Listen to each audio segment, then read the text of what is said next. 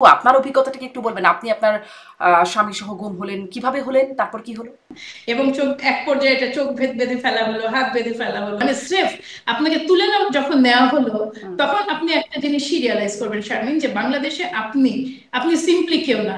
যদি আপনার কর্তৃপক্ষ মনে করে they want to make you মানে মানে নো ওয়ান, এবং তখন আপনি আইডেন্টিটি লেস একজন মানুষ, কারণ আপনাকে তো তারা স্বীকার করছে না তো যে আপনাকে নেওয়া হয়েছে।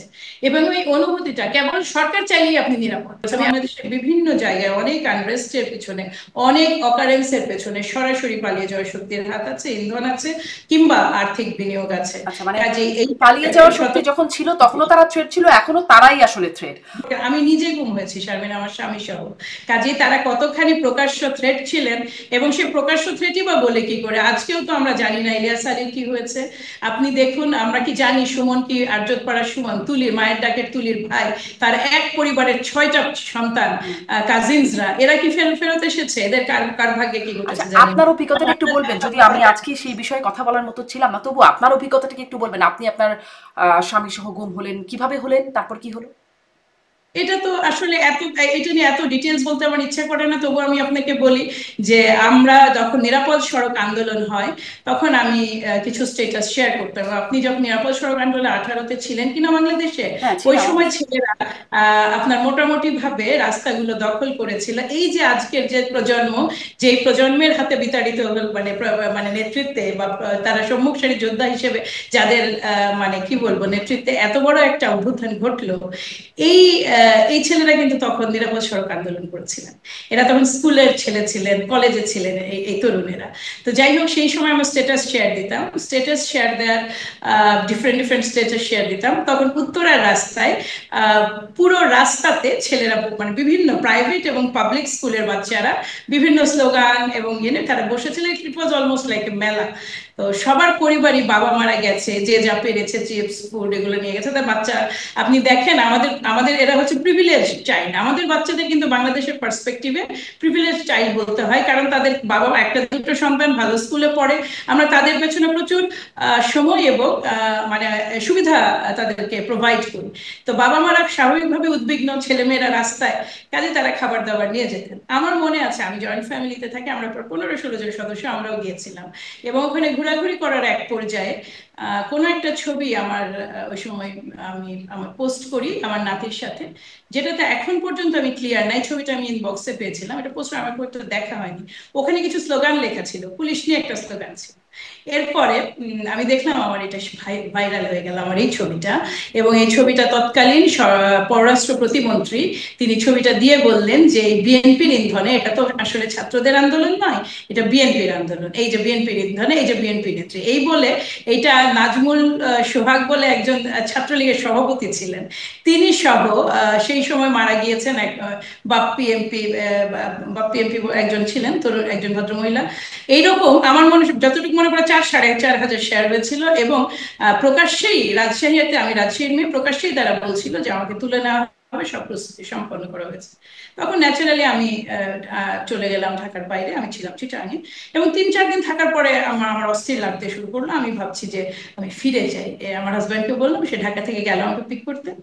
দাউদকান্দি ব্রিজে যেখানে টোল দেওয়া হয়, ওইখানে যখন আমাদের গাড়ি এসে দাঁড়ালো, তখন 16-17 জন, মানে প্রথমে 2-3 জন, একজন এসে দরজায় নক করলেন সিভিল ড্রেসে। আপনি মনে রাখবেন, সেটা দিনের বেলা, বেলা 1:30, এবং চারপাশে অন্তত 50-60টা গাড়ি, 2-3টা বাস। তো আমাকে বললো, আমি আমি গ্লাসটা নামাতো মাত্র উনি গাড়ির ভিতরে হাত ঢুকিয়ে দিলেন। আমি সাথে সাথে বিপদ টের পেয়েছি, কিন্তু তখন তো আর গ্লাস তোলার কিছু নাই, তিনি ওই দরজাটা খুলে ফেললেন। আমি নামলাম, নেমে আমি তো বুঝে গেছি যে আমাকে অ্যারেস্ট করা হচ্ছে। আমার তখনও ধারণা দিস ইজ অ্যান অ্যারেস্ট। আমি বললাম, আপনার কাছে কি ওয়ারেন্ট আছে? আপনি আপনি আপনি আপনার কাছে কি ওয়ারেন্ট আছে? আমি বারবার, এবং আই ওয়াজ ভেরি লাউড।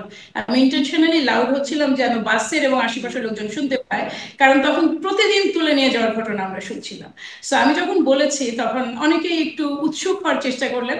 তখন ওই যে তারা তাদের শার্টের কোমরে গোজা ছিল রাইফেল, তার মানে সরি, পিস্তল, তার শার্টটা জাস্ট একটু তুললেন। তো এই পিস্তল দেখার পরে আর কেউ নড়লও না, এবং এই প্রকাশ্য দিবালোকে ওই টোল থেকে আমার হাজব্যান্ডকে আমার গাড়ির পেছনে বসিয়ে প্রথমে সিভিল ড্রেসে, আপনাকে আমি আবারও বলি কতখানি রিস্কি। আপনি দেখেন সিভিল ড্রেসে আমাকে তুলে দাউদকান্দিতে এক্সপিড বলে একটা ইয়ে আছে আপনার সিএনজি স্ট্যান্ড আছে, ওখানে রাখা হলো। পরে র্যাব আসলো। র্যাব চিটাং র্যাবটাকে কত বলে আমি জানি না, 7, হয়তো 7, ওনার হাতে ট্রান্সফার করা হলো। এই র্যাব আবার আমাকে ট্রান্সফার করলো হচ্ছে র্যাব নারায়ণগঞ্জ, যেটা র্যাব 11 তার কাছে। সে এটা টোটাল অপারেশনে মোট 4টা করে, এক এক র্যাবের 4টা করে গাড়ি, মানে আমার 3টা র্যাব এখানে ইনভলভ ছিল, চিটাং র্যাব, নারায়ণগঞ্জে, এবং ফাইনালি আমাকে নেওয়া হয় র্যাব 4-এ। এই 12টা গাড়ি দেখেন রাজনৈতিক একটা আটকের জন্য, হ্যাঁ।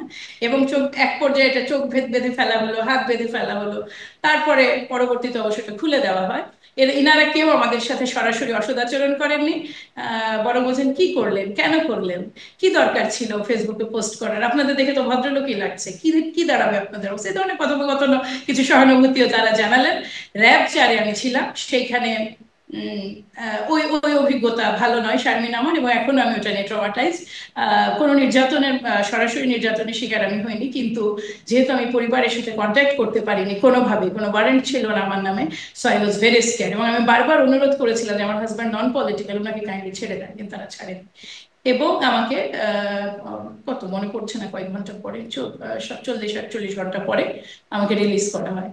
সেটাও হচ্ছে ওনারা অসংখ্য কাগজে আমার দস্তখত নিয়েছিলেন, সম্ভবত 25টা 30টা পেপারে আমি দস্তখত করি, এবং আমার আশেপাশের সমস্ত মানুষ যাদের সাথে আমার টেলিফোন কন্ট্যাক্টস হয় তাদের ডিটেলস, তো এগুলো সব মুচলেখা দিয়ে বেরিয়ে আসি। এরপরে প্রতি সপ্তাহে হাজিরা দিতে হতো। আমি খুব সৌভাগ্যবানদের একজন, আমি ফিরে আসতে পেরেছি। আমি খুব সৌভাগ্যবানদের একজন যে আমার নামে মামলা হয়নি। তো তারপর কি আপনার সাথে আপনার হাজবেন্ডকে ওই দিনই ছাড়া হলো নাকি আমার আগে? হাজবেন্ড, জি, উনি উনি গাড়ি চালাচ্ছিলেন, উনি ড্রাইভ করছিলেন। এবার আমার হাজবেন্ড, মজার কথা বলি, এই আমাদেরকে যখন তোলা হয় তার ঠিক 28 দিন আগে আমার হাজবেন্ডের প্রথম হার্ট অ্যাটাকটা হয়েছিল। উনি কিন্তু তখনও মানে শারীরিক ভাবে ফুল ফিট মানুষ নন। এবং এই যে অভিজ্ঞতাটা, আপনার এই চোখ বাঁধা, হাত বাঁধা, এই যে আপনার টিন্টেড বড় মাইক্রোতে আপনাকে নিয়ে যাওয়া, এটা একটা মানে একটা অমানবিক অভিজ্ঞতা। এই নিঃসন্দেহে। অভিজ্ঞতা যারা কাজ করেছে এদের পক্ষে আর সুস্থ হয়ে ফেরত আসা আমি ডাউট করি। আমার পক্ষে, যেমন আমি এখনো আমার পাশে, আমার গাড়ির পাশে কোনো টিন্টেড মানে বড় মাইক্রো আসলে, আগে আমি তো থাকতে পারতাম না সাবেক সরকারের সময়, এখন আমি খুব উকি ঝুঁকি মারার চেষ্টা করি যে কোনো বেচারা এই বাংলাদেশে, আপনি চিন্তা করতে পারেন যে আমাকে নিয়ে যাওয়া হচ্ছে আমার পরিচিত রোডগুলো দিয়ে। আবারও বলি, আমরা হচ্ছি ব্লেসড, বাংলাদেশে blessed privilege group of people, আমরা এনলাইটেন্ড পিপল, আমাদের ন্যাশনাল ইন্টারন্যাশনাল কানেকশনস আছে। সেইখানে কি ডাল ভাতের মতো, মানে স্রেফ আপনাকে তুলে যখন নেওয়া হলো, তখন আপনি একটা জিনিসই রিয়ালাইজ করবেন শারমিন, যে বাংলাদেশে আপনি আপনি সিম্পলি কেউ না। যদি আপনার কর্তৃপক্ষ মনে করে they want to make you মানে মানে নো ওয়ান, এবং তখন আপনি আইডেন্টিটি লেস একজন মানুষ, কারণ আপনাকে তারা স্বীকার করছে না তো যে আপনাকে নেওয়া হয়েছে।